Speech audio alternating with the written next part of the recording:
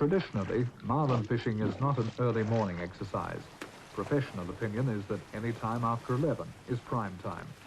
So unless the bait stocks are low enough to be topping up, the early morning means the chance to have a swim, spear a coral trout or two, or to grab some light tackle and go a couple of rounds with the local cod and groper population.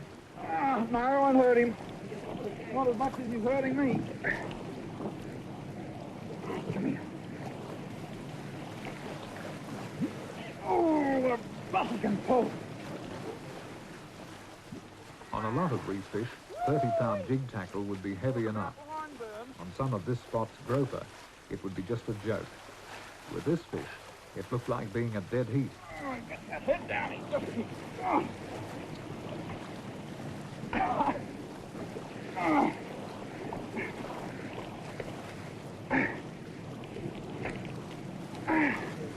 Have a look at this bloke. He's got to be 100 pounds. Oh, the gosh, put the gap in his mouth here. Look at him. Woo! Too long. Put a gap in his mouth. We'll have a look at him.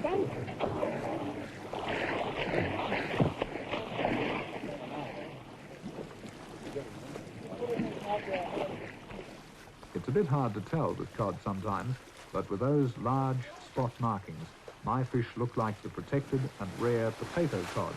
And like any cod over about 30 pounds, a candidate for immediate relief. Look at the mouth on them.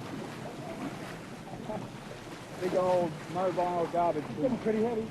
Yeah, come on over here. Deep breath. Well, this way.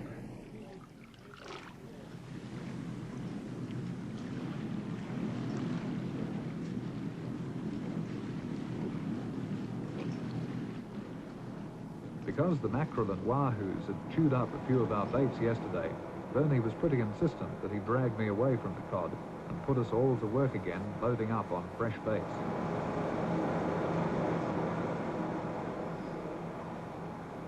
As the sea's ultimate predator at the very end of the food chain, the giant black marlin eats just about anything else swimming, including tuna of up to 200 pounds, even sharks, and at times small marlins. They take these fish whole. The baits we use are smaller than that, of course, although baits of 40 pounds have been fished successfully before. And we have our favorite baits, like scaly mackerel, bonito, and Spanish mackerel. These big baits we catch simply by trolling almost any lure along the reef's beautiful edges. The other method we use for getting our bait up here is reserved for our small baits. We catch these fellas in the blue, deeper water on the outside edge of the reef. And for them, we use one of these, a parabane and a daisy chain of small plastic lures, and we tow them deep along the edge of the drop-off. We use those on a prime marlin bait fish. We call him the scad. The scad is the bait we most often use. He's small enough to be eaten by almost any pelagic predator, and marlin of 1,300 pounds and bigger will pounce on them like a cat with a mouse. The scad are quick to rig and will last for hours if they have to. There have been more giant marlin hooked on scad than all other baits put together. On the right, the board's up. There's 2 or 3 scad there.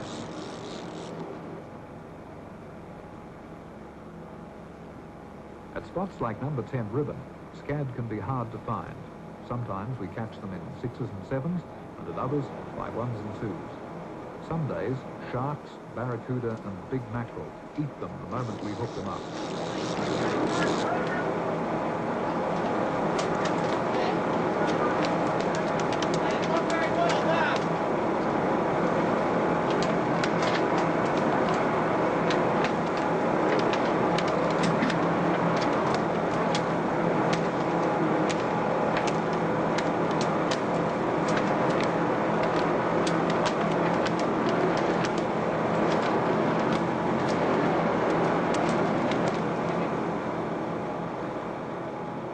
Finding marlin is only the first step in actually catching one.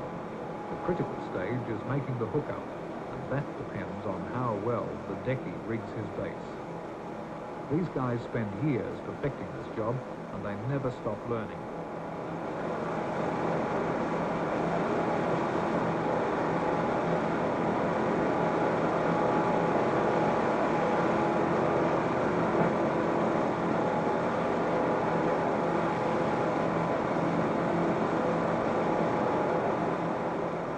Every step is taken with great care, the wire work near perfect.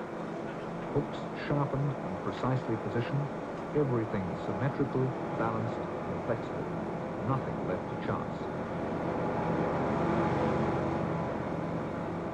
The bait must look natural, yet give the angler every chance of hooking up when the fish takes it. When the scad goes back in the water, it must appear to swim even better than it did when it was alive. Scad baits are designed to swim in the water. The bigger tuna or bonito baits are splashed deliberately across the surface. After what we saw yesterday, we figured today's fishing would be wild. But so far, it hasn't been anything but, at least for us. The rest of the fleet was doing okay. Every time we crossed paths with Sea Baby 2, Buster May was hard at work in the chair and the Sea Baby was backing up. Surely it had to be our turn soon.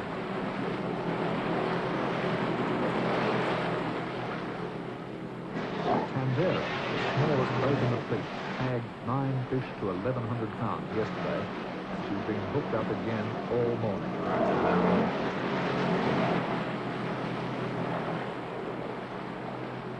On Dennis Wallace's sea venture, porn star Lee Marlin was having a ball again.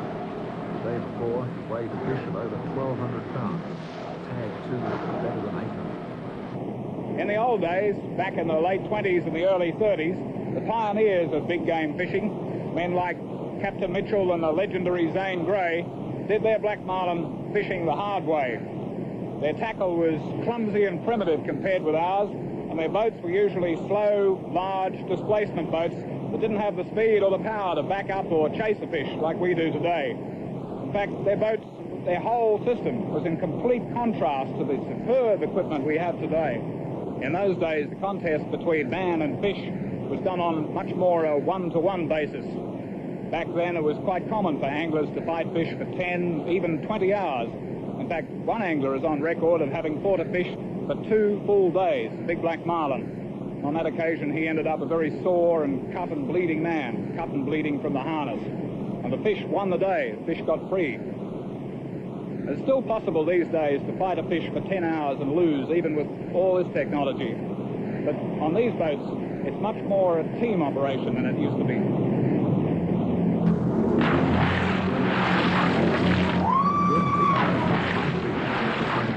Hooked up right alongside us after all our waiting. Couldn't believe it.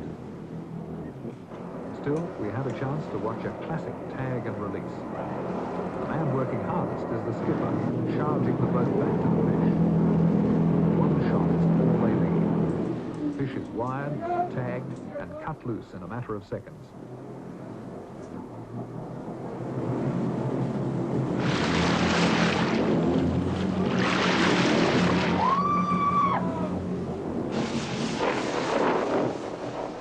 Back on the game fisher, it was quieter than ever. Even worse, there was a dirty weather change on the way. Hey Bernie, it's not meant to rain here in October, is it? Oh dear, oh dear. Usually in October we get a lot better weather than we're having to put up with at the moment. In these tropical areas it's usually hot and the sea's a lot flatter than it is, but when I go fishing I don't seem to have much luck with the weather. At the moment we've got 25 knot winds, 15 to 20 foot seas, and now of all things it's started to rain. But it's like fishing, you just have to take what comes.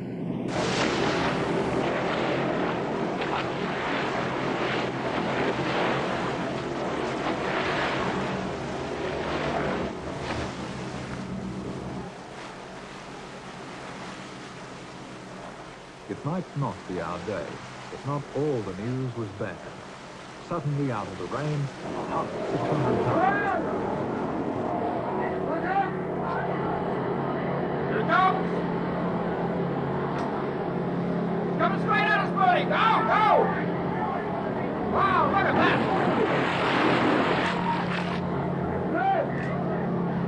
Look at the bonito! There, it's gone! He's gone, buddy! Dropped him.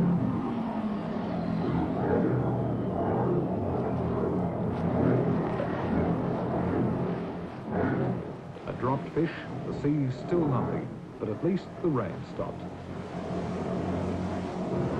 Well, some rounds you win and some rounds you lose, and that was one we lost.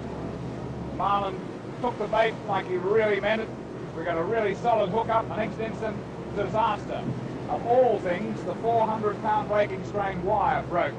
And it broke because the Marlin, after he'd taken the bait, had spiraled himself up in the wire and made a corkscrew out of the wire, in fact, around his bill. The wire can't stand that kind of kinking. When the pressure was really on, the wire broke. We're back at square one.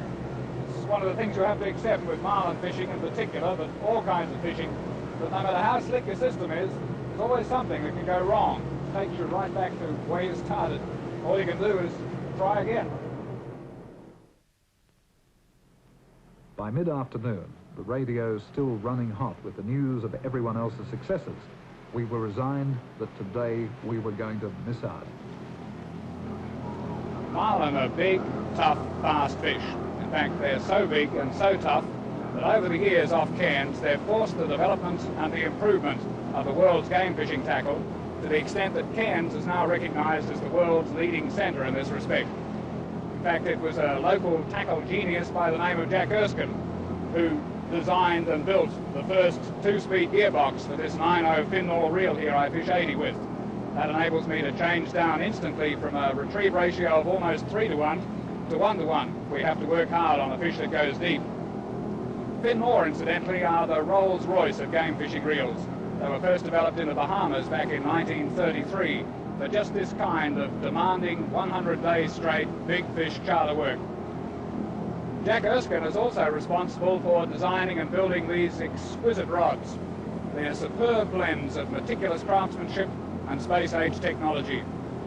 The end result of over 100 years of research and development in big game fishing tackle.